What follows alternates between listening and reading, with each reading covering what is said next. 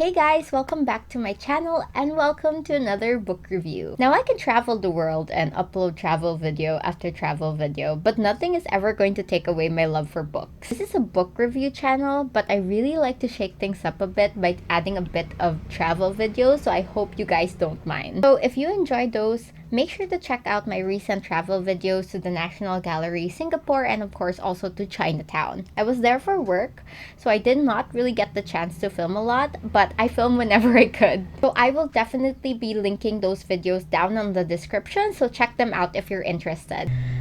I also have a really bad cold, so if I start to sniffle, I hope you guys don't mind, because the weather here has been really crazy. Like 1 minute it's raining so hard and another minute it's as hot as today. Anyway, today's video is a book review of A Day of Fallen Night by Samantha Shannon. Yes, ladies and gentlemen, I finished this mammoth of a book. I really did enjoy reading this. I consumed it in around 3 weeks, and I know I said I would be reading another book along with it just so I could fill in the gaps and record another book review, but let me tell you, that was impossible. I guess to really enjoy a book like this, you have to immerse yourself in the plot. Otherwise, you'd lose track and then you wouldn't be able to pick up where you left off. So that all said, without further ado, here's my review. Okay, did you know that this book is 880 pages long? 880 pages. That is so crazy considering that as I grow older, my attention span continues to dwindle down. I think the last time I read a book this long was It by Stephen King. But hear me out. This book, A Day of Fallen Night, it's really amazing. I did not want it to end. Yes, spoiler alert, I really did love this book, and if you're apprehensive about reading it, this video might just change your mind. Let me start by giving a bit of a background about the novel. Although it is technically the prequel to the Priory of the Orange Tree, which was released in 2019, A Day of Fallen Night was actually released just this year. And together, these books make up the Roots of Chaos series. Now for the plot, although interconnected, in my opinion, you can actually read either book first. You don't need to learn about the lore when approaching each book. Now, like the Priory, which has different POVs, A Day of Fallen Night also has different storytellers, and I will tell you about each one in a bit. But first, let's talk about the themes and the lore, and I will touch on key concepts like the book's main conflict and basically the plot of the book without spoiling anything. Now, this book is a women-led high fantasy novel. It's a feminist novel in every sense of the word. The main characters driving the story are all women, but like the Priory of the Orange Tree, we do get a single male narrator as well. So in this world, magic lies in the womb of the earth. An ancient threat, this massive worm called the Nameless One, was said to have been vanquished centuries prior to the beginning of these stories by Gallion Beretnet, or the Saint, as everyone in the west and northern part of this world calls him. He was said to have taken Cleolin, a crowned princess from Lasia, a nation from the southern region of this world, as his wife after slaying the Nameless One. However, those who live in the south happen to despise Gallion, calling him the Deceiver, thus creating some sort of friction between these two regions. The folks from the south also happen to worship Cleolin. They refer to her as the mother and is long believed to be the founder of the Priory of the Orange Tree. On another region, in the east, they're also hated by the rest of the world because they worship worms. But these worms aren't anything like the Nameless One. Actually, these are dragons, sworn enemies to the Nameless One and the protectors of this world. They're revered as gods and are powerful enough to stand against the Nameless One and his army of wyverns and high westerns. So that's basically the conflict of this book. There's a looming threat all over the world, but everyone's too caught up in their own politics to even realize it. Now let me set this book down because it's killing my wrist. And let's get to the events of A Day of Fallen Night. So basically, the regions are still in conflict with one another. To the west, in the Queendom of Innis, is Glorian Beretnet. Yes, she is a direct descendant of Gallion the Saint. By now, queens have taken over, and it is said that the blood of the Beretnet family will keep the Nameless One and all of his threats at bay. Nothing like having your womb be the matter of life and death, right? Now, don't let that plotline shy you off this book. I assure you, Glorian seeks to be more than just a woman who gives birth to the next chosen one. Glorian happens to be the daughter of King Bradholt from the north and Queen Sambran the Seventh. Her father is a fierce warrior and her mother is a powerful politician. But by the time we meet her, Glorian is really burdened by the pressure of taking the crown one day and bearing an offspring, like the many queens before her. To the south is one of the most badass characters of this book, and that's Tenuva Milim. By the way, if I'm not pronouncing their names right, I don't think I'm totally at fault here because I couldn't find a reliable pronunciation guide that's approved by Samantha Shannon herself. Anyway, Tenuva, or Tuva as she is called, is a sister of the Priory of the Orange Tree and is in charge of watching the tomb of the mother Cleolin. Now, while Tuva's character was definitely interesting, I do feel like her story should have focused on her rather than the people around her. Because when we meet Tuva, her main conflict is watching for the most insufferable character of this book, and that's Siu. She happens to be the daughter of Tuva's lover and an equally badass character, Esbar. On to the east, I would say, is my least favorite character, and that's Dumai. Dumai, much like Glorian in the west, has her whole life upended in a few moments when she finds out that she has a sacred duty to the gods. The gods in the east, if you guys remember, are actually dragons. So yes, Dumai has to leave the peace of her remote and snowy mountain to play politics in the equally perilous, if not even more dangerous courts. Now, I'll talk what I like and didn't really like about these characters' perspectives and storylines, but let me just highlight our last narrator and the only male in the group, and that's Wulfert Glen. In my opinion, Wulf resolves everything that we were missing with Loth. Now, if you read The Priory of the Orange Tree, I cannot say TR to save my life. Anyway, if you have read The Priory of the Orange Tree, you would know their similarities. Both of them are good friends and have sworn loyalty to the Queen of Innis.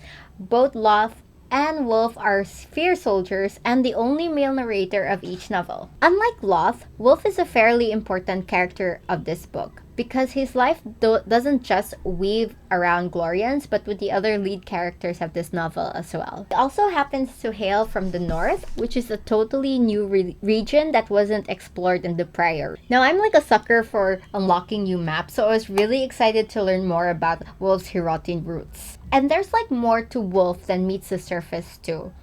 He grew up being called the mysterious child of the forest, and a lot of people accuse him for being the child of a witch. His mysterious past caused him to be ostracized by many, and basically, Wulfert Glen, like the characters in this novel, can't catch a break. So those are our four narrators. Now I'll dissect their perspectives one by one and highlight each of their strengths and weaknesses. Now, as you might have guessed, the most uninteresting, at least for me, was Dumai. Ironically, I find her companion and romantic interest actually more interesting than her. I just don't think Dumai had a lot of personality, and I was a little bored when I was reading her chapters. Now, her companion's name is Nikia, or Nikia. She was such a sharp-tongued bitch of the courts, and she was like basically this multifaceted character and really saved the Eastern storyline, at least in my opinion, okay? Now, I keep saying that because I know a lot of people like the perspective of the East or like Dumai's storyline. I mean, who wouldn't love a dragon riding princess, guys? Let's be real. But I think one major problem that I had with Dumai was that she didn't really bear any emotional connection to the characters around her other than Nikia, and even that wasn't really fleshed out. There were just so many people in the East, and she had very little interactions with them. So when one character around her dies, I'm not spoiling who, you wouldn't really care. It wouldn't impact you like, say, Glorian's storyline or Tenuva's. That being said, I do think that Dumai's story does get interesting towards the end. But, having said that, it's like far too late. You'd think that a girl that is surrounded by dragons Daenerys should have the most engaging story, but Dumai just fell flat. She also felt like there wasn't really anything exciting going on in her end. She just does things as told. And honestly, it's such a missed opportunity because the Eastern storyline in the Priory of the Orange Tree was told from the perspective of Tanae, who was the High Sea Guard. Her journey was more fascinating, and she was really that zero to hero archetype that you see in the stories, and she was so easy to root for. So that's Dumai, my least favorite character, my least favorite narration, and my least favorite chapters. Now let's go to Wulf. Wulf's storyline is better than Demise. Wolf is an important character as he bears connection to key characters in the North, the South, and the West. Without spoiling anything, I really did like Wolf's storyline. I'm such a sucker for that whole Jon Snow, Luke Skywalker, who's his parents story. And I audibly gasped when I found out about his real past. Now, for all of you who saw the twist from a mile away, I'm sorry, I don't catch things very quickly. I'm a Cancer, I'm not very smart. Wolf has a great relationship with the women around him as well. He's one of those written by women characters that you see on Book Talk, and he's completely selfless, loves the people close to him, and I was very entertained by his chapters. Best boy Wolf, methinks. Next up is Tanuva. So as I said, I love Tanuva as a character. I just don't love that she's driven by the people around her. It almost feels like we just couldn't appreciate Tanuva as she is, a fierce warrior queen who happens to be a high-ranking member of the Priory. Now, her main conflict, as what I interpreted it as, was that she is starting to question her beliefs with the Priory. But that's not really explored in the book because Tanuva has to worry about everybody else's feelings. Like Sio, for example, Espar's daughter. Now, Sio and Espar have this really strained relationship. So Tuva, she's Espar's partner, she becomes like this maternal figure for her. So when Sia runs away from the Priory because she's pissed off by them, Tuva comes running to her and that mini plotline just ends somewhere in the middle of the book. I guess like Dumairi, kind of see Tanuva come to her own towards the final act of the book. And I guess it's well worth the wait because she has this really badass power scene when she's battling the worms in the battlefield that made me really cheer her on. And finally, let's talk about Glorian. If you read the Priory, you would know the history of the Beretnet queens. Glorian, among all the queens, was the beloved of all Innis, and this book explains why. I would arguably say that Glorian was my favorite character of this book. I really liked her. She's probably the youngest of all the narrators, but really was one of the strongest storytellers next to Tanuva. Her chapters and her character growth was really entertaining to follow. Where Dumai's storyline really lacked in terms of exploring court politics, Glorian tackles that very well. There are scheming advisors, the roles of monarchs, forming alliances, you name it. And not to mention, Glorian has this very shining Joan of Arc moment towards the end of the book, and it's just amazing. I was at the edge of my seat. Now, those are all the characters and what I liked and disliked about each of them. Let me tell you what I loved in terms of the plot, the writing, and the world building. Let me just say that when it comes to writing good prose, Samantha Shannon is a queen. Like the Priory, this book was really hard to put down. I would go far into saying that she actually did improve her writing compared to the Priory. The words are more lush, the storylines are more polished, and there's just lesser plot holes here. I would also say it's easier to start this book compared to the Priory. I read online from a comment from this like popular Goodreads reviewer that she DNF'd the book because she didn't really know what was going on. While I don't totally agree with her opinion because all fantasy novels, they take a while to immerse yourself into. I kind of see why people gave up so fast on the Priory of the Orange Tree. In my opinion, you don't get that problem with A Day of Fallen Night. The plot establishes itself pretty quickly and therefore it's easier to start and to understand what's going on. Another thing I really want to commend Samantha Shannon on is that she managed to fit everything in one book. I mean, sure, there are mistakes and confusing plot lines made in this book for the sake of squeezing things in one novel. Like, for example, some characters, they take 2 to 3 chapters to travel, while others take a single paragraph or like 2 sentences and poof, they're on their destination. But I think the point that I'm really trying to make is that stretching out this book would drag the storyline. I mean, we're already seeing some plots from the Priory of the Orange Tree already repeating in A Day of Fallen Night, like the Beretnet storyline and Galleon the Deceiver, the secret behind the character of Kant or Kante, I don't know how to pronounce her name, The Return of Fyradel, and the comment, all these were repeated in A Day of Fallen Night. So yes, again, I think it was a good idea on her part to keep A Day of Fallen Night as a single novel. Of course, I really liked that it was women-driven and very queer-friendly. And the book doesn't really make a big deal out of it. Dumai likes women, Wolf has two fathers. These are all just very normal. And as for the women, no one ever questions about putting a woman in the throne. Women are strong in this novel without the need to really point that out. Bottom line, women are strong. Period. And you know, not many fantasy novels handle themes like motherhood and childbirth as good as this book does. I also like the shout out to the pandemic. You see, part of the danger of the book, on top of the worms and the nameless one and the Dreadmount erupting, was that it also brought like this plague that was spreading to different towns. So they basically had to wear like cloth masks over their face, which honestly gave me a little bit of PTSD. On that note, let's talk about the danger of this book.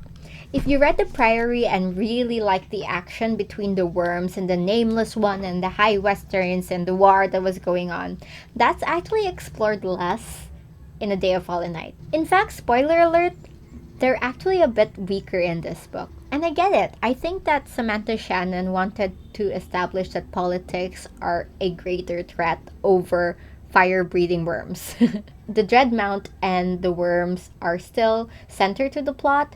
They're just not front and center. They're not the actual threat, if that makes any sense. And in my opinion, they're also like less menacing. A lot of high westerns also appear in the book, aside from Fyradel, but they're never really given as much screen time as Fyradel has. And when they do attack like a town or a city, they easily meet their demise. Of course, that shouldn't discourage you because this is in every way a high fantasy novel. There's worms, witches, and of course more ichneumons, if I'm saying that right. So at the end of the day, this is still a good book to read if you're looking for an engaging, character-driven, standalone fantasy. So wow! It's getting dark and you're still here.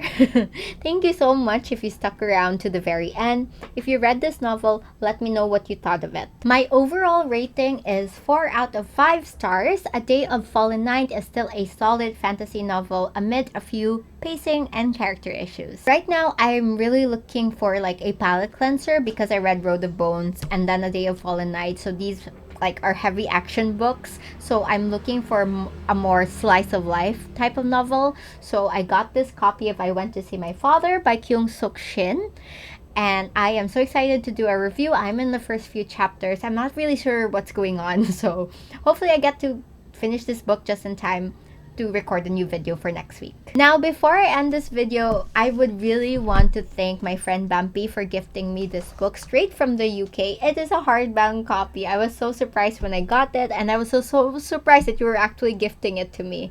I am so happy. I will cherish this book forever. You really are one of the greatest supporters of this channel. And thank you for watching. Don't forget to like and subscribe if you haven't already. It really does help my channel and really motivates me to create more videos as I see my community growing.